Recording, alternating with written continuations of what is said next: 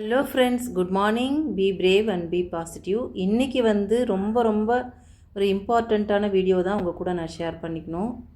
அது என்னென்னா கும்பாபிஷேகம் தான். நான் ஃப்ரைடே ஒரு பிள்ளையார் கோயிலுக்கு போவேன். ஸோ தட் வாங்க என் கூடயே நம்ம பிள்ளையார் கோயிலுக்கு போகலாம். அங்கே கும்பாபிஷேகத்தை பார்க்கலாம். சரிங்களா? அங்கே யாருக்கு கும்பாபிஷேகம் அப்படின்னு சொன்னிங்கன்னா, அது விநாயகர் கோயில். அந்த விநாயகர் ஸ்தலம் எழும்பி 50 வருடம் ஆகுதான். ஸோ 50வது கும்பாபிஷேகம் அந்த கோயிலுக்கு. அதை பயன்படுத்தி அதில் 2 புதுசான சிலையை அனுஷ்டிக்கிறாங்க. அது என்னென்னா, காஞ்சி மகா பெரியவரும் நடராஜரும் தான். மரகத நடராஜர்னு சொல்லுவாங்க இல்லைங்களா, பரதநாட்டியம் ஆடுற மாதிரி இருப்பார் இல்லைங்களா, அவங்க 2 பேரையும் அனுஷ்டம் பண்ணி இன்றைக்கி பிரதிஷ்டிக்கிறாங்க கோயிலில். அவங்களுக்கும் கும்பாபிஷேகம் இன்றைக்கின்னு சொல்லலாம். ஓகேங்களா? ஸோ இது 3மே நம்ம பார்த்துடலாம். என்னால் எவ்வளோ காமிக்க முடியுமோ அவ்வளோ நான் உங்களுக்கு காமிச்சிடுறேன். வாங்க நம்ம கோயிலுக்கு போகலாம். அந்த கோயிலுக்கு நான் ஏன் மிஸ் பண்ணாமல் போயிடுவேன் அப்படின்னாக்கா, ஒரு சாமியுமே நம்ம நல்லா நீட்டாக தாராளமாக சுற்றி வரலாம். அதுதான் அந்த கோயிலோட ப்ளஸ் அப்படின்னு சொல்லுவேன். அதே மாதிரியே அந்த கோயிலில் நிறைய யாகங்கள், பூஜைகள் இதெல்லாம் நிறைய பண்ணிக்கிட்டே இருந்ததால் கண்டிப்பாக எனக்கு எல்லாமே கொடுத்த கோவில் அப்படின்னா நான் இந்த கோவிலை தான் சொல்லுவேன். இந்த கோவிலுக்கு நான் போயிட்டு வந்தேன்னா எங்கள் அப்பா அம்மா இப்போ இல்லை. அவங்கள போய் பார்த்துட்டு அவங்க கூட பேசிட்டு நான் வர்ற மாதிரி எனக்கு ஒரு ஃபீல் கிடைக்கும். அவ்வளோ ஹாப்பியாக இருக்கும். மனசில் இருக்கிற எல்லா ஸ்ட்ரெஸ்ஸுமே அங்கே போயிடும். ஏன்னா அமைதியாக இருக்கும். எல்லாருக்கும் ஈக்குவல் ப்ரிஃபரன்ஸ் கொடுப்பாங்க ஃபர்ஸ்ட் ஆஃப் ஆல் இந்த கோயிலில். தென் எல்லா கோயிலையும், எல்லா சிலையுமே, எல்லா சாமியுமே நம்ம தனித்தனியாக சுற்றி வரலாம். அந்தளவுக்கு நல்ல ஸ்பேசியஸான ஒரு கோயில்னு நான் சொல்லுவேன் இந்த கோவிலை. இந்த கோவிலுக்கு நான் ஒரு 3 வருஷமாக தான் போயிட்டுருக்கேன். ரொம்ப பாசிட்டிவ் வைப்பு. எதை மிஸ் பண்ணாலும் எனக்கு உடம்பு சரியில்லாத நேரத்தில் தவிர மற்ற இந்த கோவிலை நான் மிஸ் பண்ணவே மாட்டேன். ஸோ தட் நான் வந்துட்டேன். இப்போ இந்த சாமிக்கு கொடுப்பாங்க இல்லைங்களா, வைப்பாங்க இல்லைங்களா மாலை, அதெல்லாம் கோவில் சுற்றி எடுத்துகிட்டு வராங்க. எடுத்துகிட்டு வந்துட்டு அதுக்கப்புறம் தான் அந்த மாலையை அந்த சாமிக்கு போடுவாங்கன்னு நினைக்கிறேன். அந்த கலசம் வச்சுருக்காங்க இல்லைங்களா, அவங்களுக்கு போட்டு அதுக்கப்புறம் நமக்கு அந்த கலசத்தை எடுத்துகிட்டு தான் அதை ஒரு தடவை கோவிலில் சுற்றி அதுக்கப்புறம் தான் சாமிக்கு ஊற்றுவாங்க. அதுக்கப்புறம் தான் கும்பாபிஷேகம் நடக்கும்னு நான் நினைக்கிறேன். அதே மாதிரி இங்கே பாருங்கள், கொஞ்சம் நேரம் கூட ஆகல, அதுக்குள்ளே எல்லாருக்கும் பட்டர் மில்க் வேறு கொடுத்துட்ருந்தாங்க. காஞ்சி மகா பெரியவர் பார்த்தீங்க இல்லைங்களா. ஸோ தட் அந்த பக்கம் அவரையும் இந்த கோவில் பிள்ளையார் கோயில், இந்த பிள்ளையார் கோயிலுக்கு 50வது வருஷம் இது தோன்றி, அதே மாதிரி இந்த பக்கம் ஒரு புது ஸ்தலம் கட்டியிருக்காங்க. அது என்னென்னா, இந்த பாருங்கள் விநாயகர் இவர். இந்த பக்கம் இருக்கிறது நமக்கு தில்லை நடராஜர் இல்லை, மரகத நடராஜர். அதாவது பரதநாட்டியம் ஆடுற மாதிரி இருப்பார் இல்லைங்களா, அந்த மாதிரி தான் இங்கே அனுஷ்டம் பண்ணியிருக்காங்க. இப்போ இந்த கலசம்லாம் வச்சுருக்காங்க இல்லைங்களா, அந்த கலசம்லாம் வச்சுருக்கிறதுக்கு முன்னாடி அந்த அங்கவஸ்திரம்லாம் போட்டு அந்த யாகம் வளர்த்துவாங்கள்ல, அதில் அந்த அங்கவஸ்திரங்கள், அதுக்கப்புறம் ஒரு துணி மூட்டையில் எல்லாமே வச்சுருக்காங்க. அந்த ஏலக்காய், பிரிஞ்சி லீஃப், அதை பிரியாணி இலை, அதுக்கப்புறம் கிராம்பு, பட்டை, நெய், ட்ரெஸ்ஸு, கொஞ்சம் பூ எல்லாமே வச்சு முடி மாதிரி போட்டு அதையும் அதில் அந்த யாகத்தில் போடுறாங்க. அதுக்கப்புறம் மாலை பாருங்கள், மாலையுமே அதில் செலுத்தியிருந்தாங்க. இதெல்லாம் நான் நிஜமாகவே சொல்லுவேன், இவ்வளோ பக்கத்தில் உட்காந்து ஒரு கும்பாபிஷேகத்தை யாகம் வளர்த்துறத நான் இப்போ தான் பார்க்குறேன்.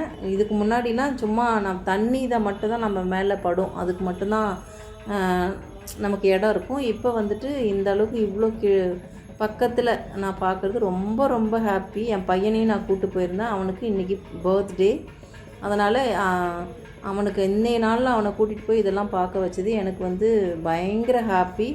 இந்த பாருங்கள், நான் சொன்ன மாதிரி அது எல்லாமே ஒரு துணியில் முடி போட்டு பூவெல்லாம் வச்சு பூவில் முடி போட்டு அப்படியே அதையுமே அந்த யாகத்தில் செலுத்திடுறாங்க. ஓகேங்களா? அதுக்கு முன்னாடி தான், அந்த யாகத்துக்கு முன்னாடி தான் நான் அந்த கலச செம்பில் தான் அந்த தண்ணி இருக்குது, கும்பாபிஷேக தண்ணி. ஸோ இதெல்லாம் செலுத்தினாங்க. இதெல்லாம் நான் பார்த்ததே கிடையாதுங்க. இதுதாங்க கலச செம்பு. 5 வச்சுருந்தாங்க, 1 2 3 4 5ன்னு சொல்லிட்டு. ஸோ அதுக்கு இந்த வெட்டிவேர் மாலை, அதுக்கப்புறம் ரோஜா பூ மாலை எல்லாமே போட்டு வச்சுருந்தாங்க. அதுக்கு முன்னாடி தான் இந்த யாகம்லாம் வளர்த்திட்டு இருந்தாங்க.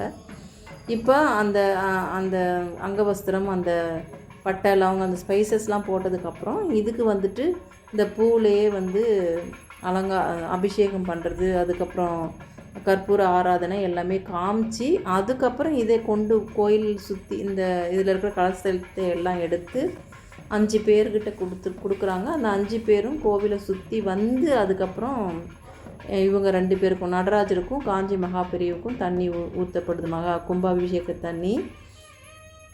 இவ்வளோ டீட்டெயில்டாக நான் பேசுகிறேன்னா கண்டிப்பாக வந்துட்டு இவ்வளோ கிட்டக்க உட்காந்து பார்த்ததால தான் இவ்வளோ டீட்டெயில்டாக என்னால் பேச முடியுது. ரொம்ப ஹாப்பியாக இருக்குது. எப்போவுமே எனக்கு இந்த கோவில் வந்து பயங்கர ஃபுல்ஃபில் கொடுக்கும், நல்ல பாசிட்டிவ் வைப்பு கொடுக்கும். இன்றைக்கும் அப்படி தான். எல்லாமே நல்லா பார்க்கலாம். அந்த கோயிலுக்கு போனீங்கன்னா நீங்கள் யாருக்குமே எனக்கு தெரியல, நான் பார்க்கவே இல்லை அப்படின்னு சொல்லவே முடியாது. அந்த அளவுக்கு ஸ்பேசியஸான கோவில் அது. எல்லாருக்கும் ஈக்குவல் ப்ரெஃபரன்ஸ் கொடுப்பாங்க. முக்கியமாக கோவிலுக்கு நம்ம எதுக்கு போகிறோம் வந்து நம்மளோட என்ன சொல்கிறது, நமக்கு ஏதாவது கவலை இருந்துச்சுன்னா நம்ம மனுஷங்கக்கிட்ட சொல்கிறத விட சாமிக்கிட்ட சொல்லிட்டு வரலாம் அப்படின்னு தான் நம்ம போகிறோம்.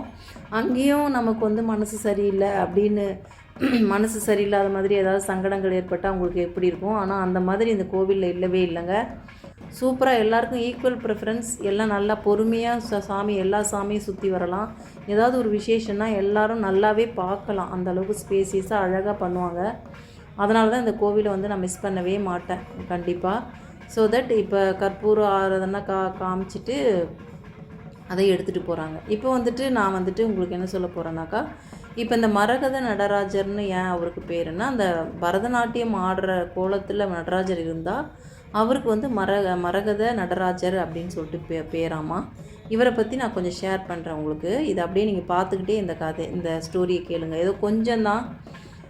எந்த வீடியோ போட்டாலும் எதை பற்றி நான் போடுறேனோ அதை பற்றி கண்டிப்பாக ஏதாவது கொஞ்சம் ஷேர் பண்ணிவிடுவேன். அந்த மாதிரி தான் இதுவும். நிறைய பேர் இருக்காங்க இந்த கதைகள், வரலாறுகள் இதெல்லாம் சொல்கிறதுக்கு. எனக்கு தெரிஞ்ச கொஞ்சம் ஸ்டோரியை நான் உங்களுக்கு ஷேர் பண்ணுறேன், சரிங்களா? இப்போ இந்த கலச சேபல்லாம் எடுக்கிறாங்க பாருங்கள். எடுத்துக்கிட்டு அப்படியே சுற்றி வந்து தான் இப்போ தண்ணி ஊற்றப்படும். இப்போ இந்த மரகத நடராஜர் எப்படி உருவானார் அப்படின்னு பார்த்தீங்கன்னா, மரைக்காயர்னு ஒரு மீனவர். அவர் வந்துட்டு மீன் பிடிக்க போகும்பொழுது அப்போ பார்த்து புயல் வருதாமா, வெள்ளம் வருது, அதுக்கப்புறம் காற்று அவ்வளோ பயங்கரமாக அடிக்குதான். என்ன பண்ணுறதுனே தெரியல. கீழேயும் அலையெல்லாம் பயங்கரமாக வந்து ராட்சச அலைன்னு சொல்லுவாங்களா அந்த மாதிரி. மேலேயும் பயங்கரமான புயல் காற்று, மழையும் பெய்தான். இவருக்கு என்ன செய்யறதுனே தெரியல. வயசானவர் இந்த மரைக்காயர் அப்படின்றவர். ஸோ அவர் வந்து சாமியை கும்பிட்டுக்கிட்டு கண்ணை மூடிக்கிட்டு அப்படியே வந்து உட்காந்துட்டாராம். அவரால் ஒன்றுமே பண்ண முடியாது அவர். அதனால் கண்ணை மூடிட்டு சாமியை கும்பிட்டுட்டு, எனக்கு என்ன ஆகுதுன்னு எனக்கு தெரியலை, நீ தான் என்னை காப்பாற்றணும்னு சொல்லிட்டு அந்த போட்டை இந்த பக்கம் ஒன்று அந்த பக்கம் ஒரு கையால் பிடிச்சிட்டு உட்காந்துட்டாராம். திடீர்னு ஒரு பெரிய பாறாங்கல் சைஸ் அளவுக்கு ஒரு கல் வந்து அந்த போட்டில் வந்து விழுந்துச்சான். திடீர்னு விழுந்தப்போ அப்படி விழுந்தால் என்ன ஆகும், அந்த போட்டு கவராது. எவ்வளோ டிஸ்டர்பன்ஸ் வந்தாலும் அது ஒன்றுமே ஆகாது, அப்படியே இருக்கும் தானே. பெரிய ஒரு கல் வந்து அது மேலே விழுந்துருச்சுன்னா எவ்வளோ பெரிய சப்போர்ட் அது. ஸோ அந்த கல்லால் அவர் அன்னைக்கு உயிர் பிழைத்தார் அப்படின்னு சொல்லப்படுது. அந்த கல்லை வந்து அவர் மிஸ் பண்ணவே இல்லையா. கீழே இறங்கின உடனே போட்டை விட்டாலும் அந்த கல்லை பத்திரமா வீட்டுக்கு கொண்டு போயிட்டு வீட்டுக்கு முன்னாடி அந்த கல்லை வச்சுட்டாராம். அதில் அவங்க பசங்க மேலே அதில் தான் ஏறி வீட்டுக்குள்ளே போகிறது. அதுக்கப்புறம் வெளியில் வரும்பொழுது வீட்டிலேருந்து வெளில வந்து இந்த கல் மேலே ஏறி தான் வந்து வெளியில் போவாங்களாம். இந்த மாதிரி யூஸ் பண்ணிகிட்டு இருந்தாங்களாம் அந்த பசங்க. அப்படி பண்ண அதுலேருந்து அந்த பாசை, அந்த கடல்லேருந்து வந்தது பாசி பிடிச்சி போயிருக்கும் இல்லைங்களா, பச்சை கடலில். அந்த பாசி எல்லாமே வந்து இவங்க நடக்க வந்து அந்த பாசியெல்லாம் போயிட்டு கல் வந்து அப்படியே ஜொலிக்க ஆரம்பிச்சிருச்சான். ஜொலிக்க ஆரம்பித்தோடனே இவர் என்ன பண்ணிட்டாராம், சரி இதை வந்துட்டு நம்ம ஒரு கோவிலுக்கு கொண்டு போய் கொடுக்கலாம். ஏன்னா அது ஒரு சாதாரணமான கல் இல்லை, நம்ம உயிரை காப்பாற்றுறது, ப்ளஸ் இது கடவுள் கொடுத்த கல், அதை நம்ம கோயிலில் போய் கொடுத்துடலாம் அப்படின்னு சொல்லிட்டு பாண்டிய மன்னன்கிட்ட கொடுத்தாராம். கொடுத்த உடனே அதை பார்த்துட்டு பயங்கர சந்தோஷமாக, இது ரொம்ப வித்தியாசமாக இருக்கே, ரொம்ப ஜொலிக்குதே அப்படின்னு சொல்லிட்டு, பச்சை கலரில் இருந்துச்சாமா அது, ஜொலிக்குதே அப்படின்னு சொல்லிட்டு இவருக்கு நிறைய பொற்காசுகள்லாம் கொடுத்து இவர் அமைச்சிட்டு அந்த கல்லில் வந்து நடராஜரை வந்து சிலையாக வடிவமைக்கணும் அப்படின்னு ரொம்ப ஆசைப்பட்டு நிறைய சிற்பிகளை வந்து தேடுறாராம். யாருமே கிடைக்கலையாம். அதுக்கப்புறம் ரொம்ப நாள் கழித்து ஒரு சிற்பி கிடைச்சாராம். அவர் செதுக்கின சிலை தான் வந்து மரகத நடராஜர்னு. அவர் வந்து என்ன சொல்கிறது, பரதநாட்டியம் ஆடுற மாதிரி ஒரு கோலத்தில் செதுக்கி கொடுத்தாராமா அந்த நடராஜரை. அதனால தான் மரகத நடராஜர் பச்சை கலரில் இருக்கிறதாலையும் பரதநாட்டியம் ஆடுறதாலையும் அவருக்கு மரகத நடராஜர் அப்படின்னு சொல்லிட்டு பெயர் வந்ததாக சொல்லப்படுகிறது. ஏதோ எனக்கு தெரிஞ்சதை உங்களுக்கு நான் ஷேர் பண்ணிட்டேன். உங்களுக்கு பிடிச்சிச்சின்னா நீங்கள் ரொம்ப உங்களுக்கு என்னால் முடிஞ்சதை உங்களுக்கு ஷேர் பண்ணியிருக்கேன். நீங்கள் இதை தெரிஞ்சுக்கோங்க. ஆல்ரெடி தெரிஞ்சிருந்தால் பரவாயில்ல, தெரியாதவங்களுக்காக நான் சொல்கிறேன்னு எடுத்துக்கோங்க. ஸோ தட் இப்போ சுற்றி வந்துட்டாங்க, அந்த கலச செம்பை எடுத்துக்கிட்டு சுற்றி வந்துட்டாங்க. இப்போ தான் வந்துட்டு இவருக்கு வந்து கும்பாபிஷேக தண்ணி வந்து இப்போ ஊற்ற போகிறாங்க.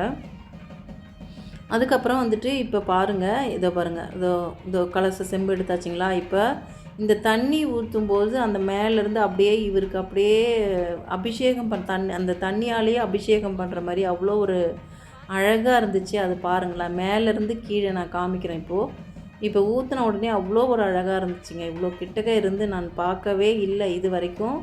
ஏதோ என்னவோ அது ஒரு புண்ணியம் பண்ணியிருக்கேன். எனக்கு இந்த வாய்ப்பு எனக்கு கிடச்சிருக்குன்னு நான் ரொம்ப ஹாப்பியாக ஃபீல் பண்ணேன். இன்றைக்கி என் பையனையும் கூட்டிகிட்டு போனது ரொம்ப ரொம்ப ஹாப்பி. அவனுக்கு பிறந்த நாள் அன்றைக்கி இந்த மாதிரி ஒரு இன்சிடெண்ட்டை அவனுக்கு நான் காமிச்சிருக்கேன். ரொம்ப சந்தோஷமாக இருக்குது. ஸோ இதில் அப்பர் சுந்தரர், திருநாவுக்கரசர் இவங்கெல்லாம் இருந்தாங்க மேலே. அதை பாருங்கள், இந்த பக்கம் 2 பேர், அந்த பக்கம் 2 பேர், அவங்கெல்லாம். ஸோ தட் இப்போ ஊற்றுறாங்களா, ரொம்ப அழகாக இருந்துச்சு.